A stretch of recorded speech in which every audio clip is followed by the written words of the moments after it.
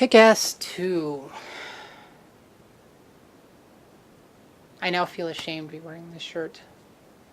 Or maybe it's A New Hope. Because I haven't watched Kick-Ass 1 in a while, but I didn't enjoy 2 as much. It seemed to go more for the, I don't know, what they call adult humor. The kind that when you go too much of it, you actually seem more childish. And some of the jokes could have worked, but I actually felt ashamed for the theater I was in because some people were laughing at the jokes that made me roll my eyes. And I know comedy is a very subjective thing, but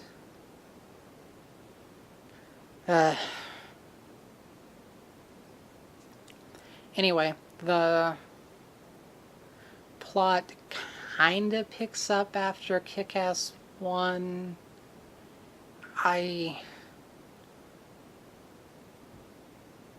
Let's see. I don't know where to start. There's so many things I want to bitch about.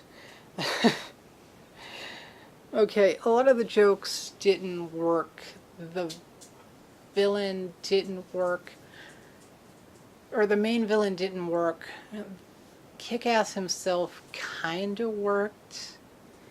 It's one of those that didn't really seem like his movie, and maybe it wasn't supposed to be. I mean, he was kind of there on the back end, but I think adding up the first movie and this movie, he has like,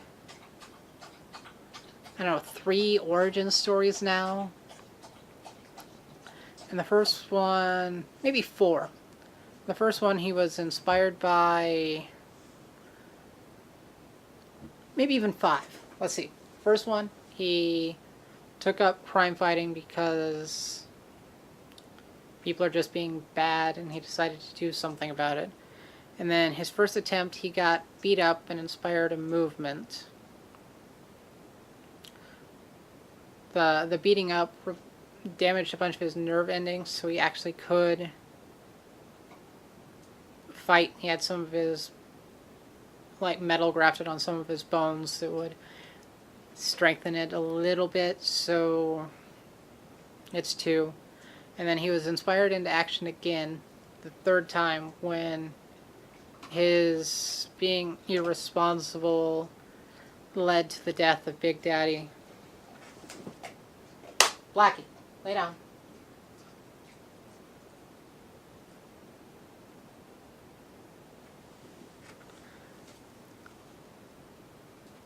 Led to the death of Big Daddy. And then in this movie, he comes back because of boredom, but I won't count that one because that's not really inspiring. But the Colonel Stars and Stripes ends up getting killed, and that kind of spurs him to do something about the villains. And then maybe it's 6. And then they come in and kill his dad, which actually inspires him to quit crime fighting until they attack him at his funeral, at the funeral for his father, and he decides to take the fight to them. So that's like 6 origin stories for one guy. But it seemed like a lot of things that could have been developed better or could have gone elsewhere further. They'd cut something else. It's supposed to be this like pseudo Justice League thing called Justice Forever. And it seems like an interesting concept, but like some of the characters are so minor or incidental that you could have dropped them and put more attention on the people that are actually interesting. Or like I don't remember his name and I'm not going to go look it up right now, but the actor who played Turk in Scrubs, who's fairly funny, has been funny in a couple other things, plays one of the heroes, and he gets a couple of decent lines, but I think it's more the delivery than what they're actually saying. And I think quite a bit of the writing in this is like that. But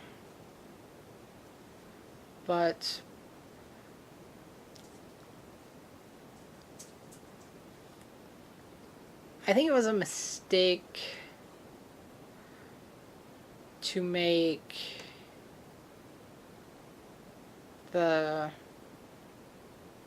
he was Red Mist in the last movie, and I'm not gonna dignify the name he picked in this one because my god.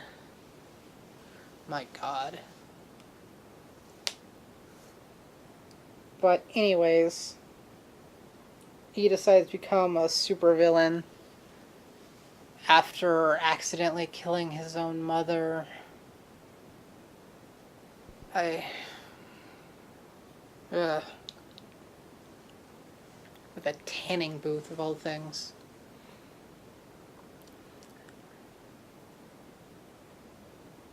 And you have Leguizamo. I'm not going to be able to get that Italian last name. I've been up for like 18 hours now, so. But he did the voice of the weasel ferret thing in Ice Age. He plays a like driver, butler, bodyguard, something like that for Red Mist Villain Edition. And I think he gets one or two fun moments, but they kill him off partway through the movie to establish that Red Mist Uncle is about as bad, if not worse, crime lord than Red Mist's father was. And he never shows up again after that. So maybe he's supposed to be the villain of Kick-Ass 3. If so, it feels very much like whatever the name of Fast and the Furious 6 was, where the villain mentions his brother once, and then he dies, and at the very end, it replays a scene from Fast and Furious Tokyo Drift, where you find out that Jason Statham was the one who killed that character. I would have rather had him as the villain. What the hell? Because Red Mist Villain Edition acts very much like a teenage supervillain. He just got a whole bunch of money that he didn't have before. He throws it around like crazy. He tries to learn to fight and gets his butt kicked, and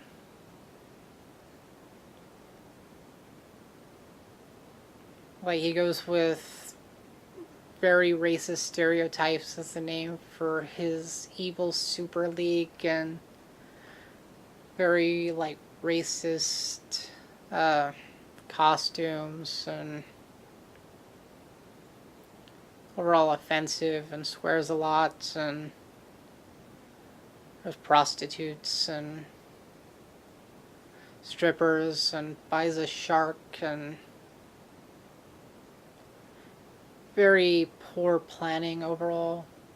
I think there was one moment where he could have established himself as some sort of credible villain, but he doesn't. It's right after his uncle kills his butler, bodyguard, person off. Shortly after Red Mist said he's like the only family he has left, and it inspires Red Mist Villain Edition to run off and find people that Kick-Ass cares about to hurt them to get at Kick-Ass. When I would have respected him more had he done something about his uncle, but uh, that didn't happen. Let's see.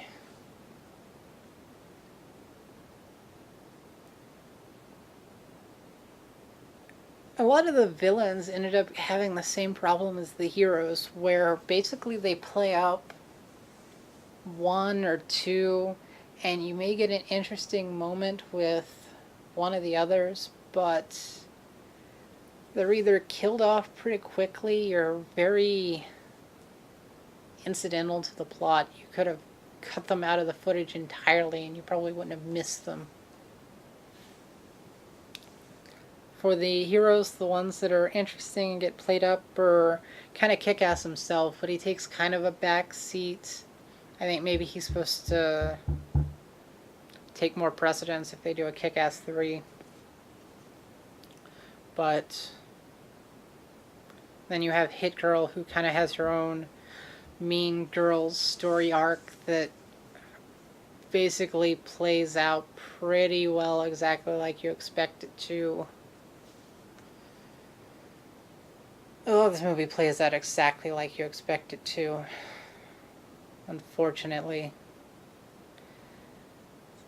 And then Colonel Stars and Stripes, who is played by Jim Carrey, and actually does pretty good. They show him in combat at one point, and I actually think Jim Carrey could do a pretty good action lead if he didn't have a problem with violence now, apparently. But he was pretty well threatening and awesome and grand, and they kill him off.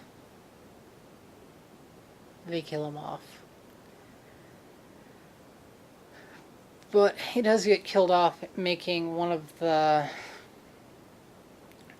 other villains more interesting. I'm going to call her Badass KGB Woman, because the name they give her is Mother Russia, complete with what is supposed to be an over-sexualized outfit,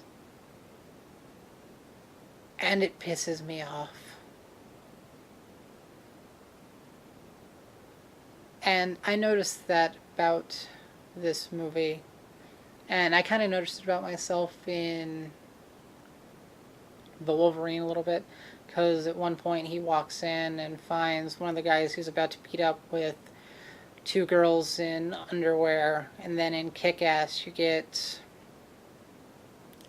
a scene with two topless prostitutes. You get Badass KGB Woman in what basically amounts to a bikini with like bandoliers attached, I think.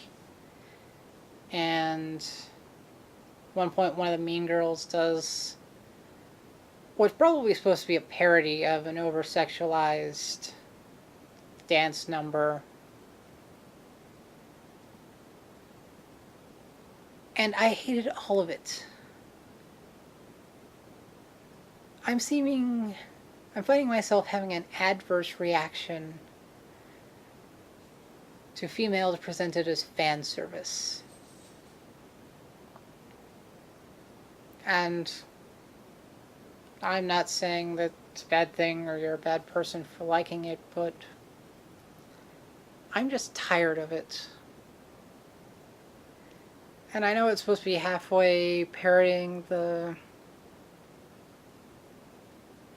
fact that supervillains and even super heroines are put through it, because you have on the hero's side Night Bitch, who dresses up in an over-sexualized costume with cleavage, and she had red hair as well, and nothing. Showing cleavage, red hair in a funky style. A year ago, would have been all over that. nothing. And she kind of has a fling with Kick-Ass, which they basically throw the continuity of the last movie like halfway out the window. Basically, Kick-Ass's girlfriend shows up. In the last movie, she was worried about his safety. She'd fallen for him, was worried about his safety, and wanted to give up being Kick-Ass because he kept getting beat up, and she was really afraid he was going to get hurt or die. And so he agrees to give it up, but towards the end he tells her that he has to go and do this one last thing because he feels responsible and he couldn't live with himself if something happened to Hit Girl. And so that was supposed to be it. And then in this one he starts running off to be Kick-Ass again just because he was bored, and then you find out she was cheating on him shortly after. Basically, Hit Girl as Mindy tells her to bug off, and it comes across like they're breaking up. And then you find out she's been cheating on him anyway, and I think I would have liked it better if they just went the Transformers 3 route, where it's just, she's gone, let's forget about her. Because her character wasn't that terrible in the first one, from what I remember, and that aggravated me. Because she had very genuine concerns. But, let's see, anything else? Oh, and his charade, rampage, charade thing. Red Mist Villain Edition goes after Night Bitch because basically both the heroes and the villains have been using social networking a lot, and the villains are smart enough to use that to figure out where to find the heroes. And the heroes try it, but the villains were smart enough to mask their IPs. I'm not sure if that's possible. It probably is, but still more foresight on the villains. And there's a dumb scene, and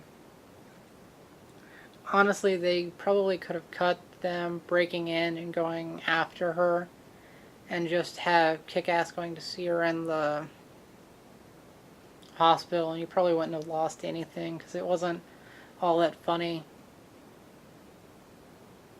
The people in my theater laughed at some of the other jokes I didn't like, but basically everyone was doing an eye roll at that scene of all ages because it was just not funny. And I'm not even sure it's not my kind of humor. I just think the joke failed. But when she's in the hospital,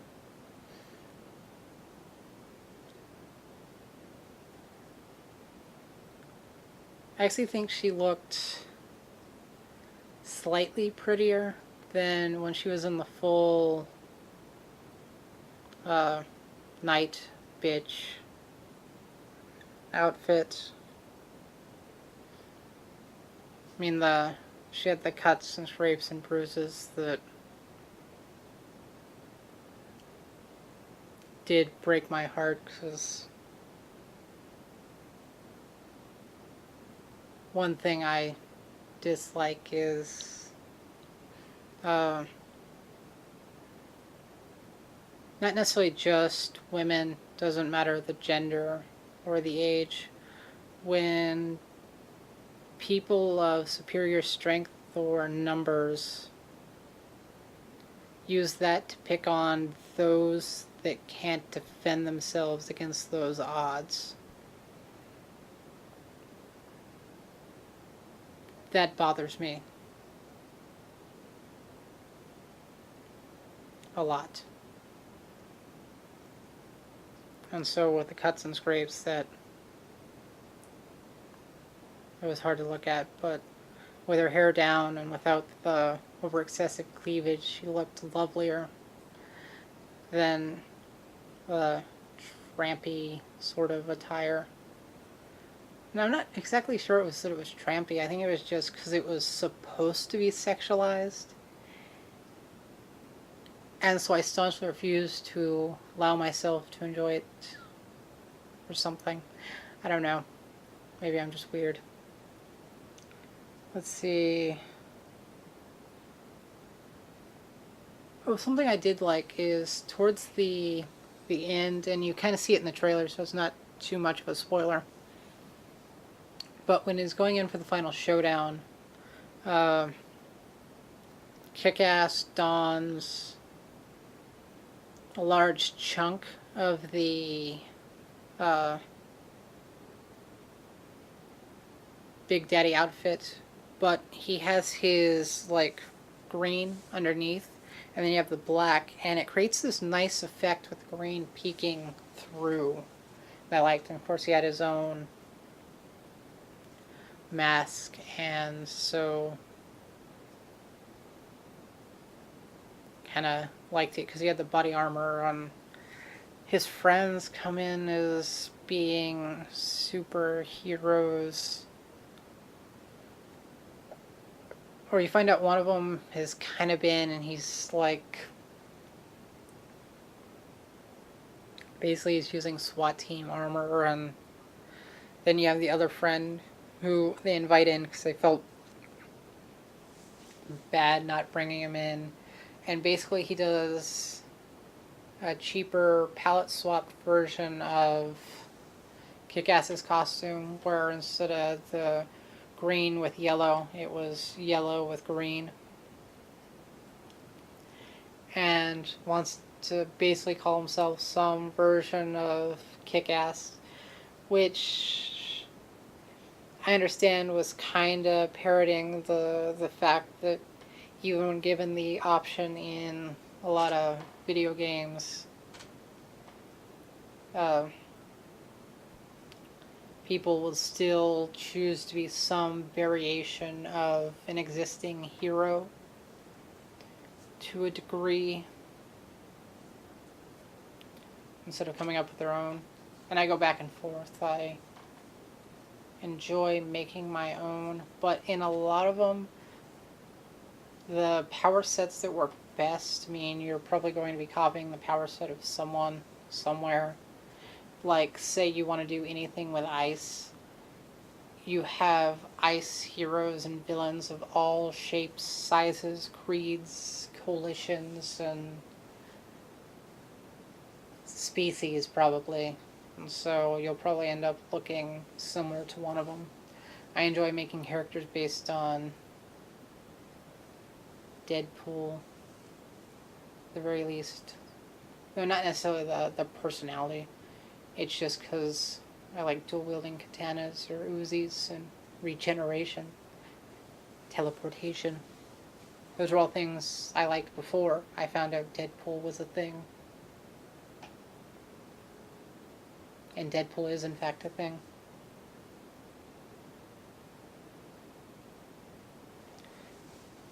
But there's a ticket. I didn't show it at the beginning. Felt bad about that. I guess to anything else. Trying to keep this somewhat spoiler light.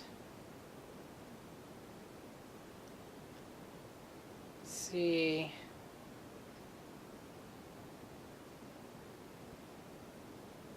Shaky cam.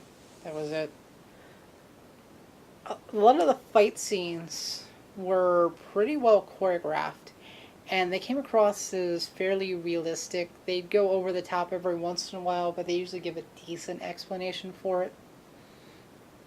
like Kick-Ass does pretty well against one enemy on equal footing, and like if he's in, he'll start off strong, and then if he's in, but he seems to have no stamina, because if he's in any sort of extended fight, he will quickly be overrun, especially when he's against 2 or 3 people. While Hit Girl is very well trained and easily takes on multiple armed combatants, and actually her 2 toughest fights were one while she's on top of a moving vehicle, having to avoid gunfire and systematically take out 6 guys with just a handgun instead of her usual arsenal, because she didn't have her gear with her. And her second one is against badass KGB woman who is badass to the utmost extreme. She kills several people by taking her vice-like legs and snapping their neck with them. At one point, the cops show up to take her down, and shortly before they had said that leave it to her, she gets paid more than everyone else, and it's like 50 grand plus expenses or something like that. And then she proceeds to single-handedly take down like 6 police cars showing up at the scene to take them down. And she's so awesome, it actually makes the other 2 sitting on the sidelines look even more useless than they did before. But Hit Girl ends up fighting her. And the only reason Hit Girl wins is because something they established earlier that they actually managed to surprise me with, because I expected that Kick-Ass was going to have to use it, but it was a needle that was supposed to be like last resort on death's edge, and she pulls it out, and badass KGB woman thinks it's poison, so stabs Hit Girl with it and injects, and turns out it was adrenaline, which the effects they play may have been exaggerated a little bit. I pulled something similar in the story, but I was in a land ruled by magic and a guy who calls himself Lord Chaos, so I can get away with it. But it starts out reasonable, and then she hits like super speed, just jamming shards of glass in this poor, super badass woman until she collapses. Which was stretching the edge a little bit, but it was just badass enough that I could forgive it. And I hated most of the music. One part is because it was either poorly used or not necessarily good. Some of it was kind of heroic sounding. A lot of it was kind of generic rock, or was supposed to be over the top. They kind of parody some of the teen stuff with like what is it, like Just Jack or something like that. It's supposed to be a parody of like the boy bands. I think maybe specifically One Direction, but not entirely sure. And then another one that's the dance number that's supposed to be like over the top, raunchy. And my movie theater had the music turned up loud, or had the volume turned up loud to start with, both in this one and Wolverine. And so it would start out loud, and then it would get louder when music and certain action things would go off. And it felt like psychological warfare instead of a movie experience. But I think that's all I have to say about Kick-Ass. I'm about to hit the 30-minute mark, and I wouldn't want to start another video just to do 1 or 2 minutes. So that's Kick-Ass 2. The action was enjoyable, and I'd probably watch it again, but not for a very, very long time.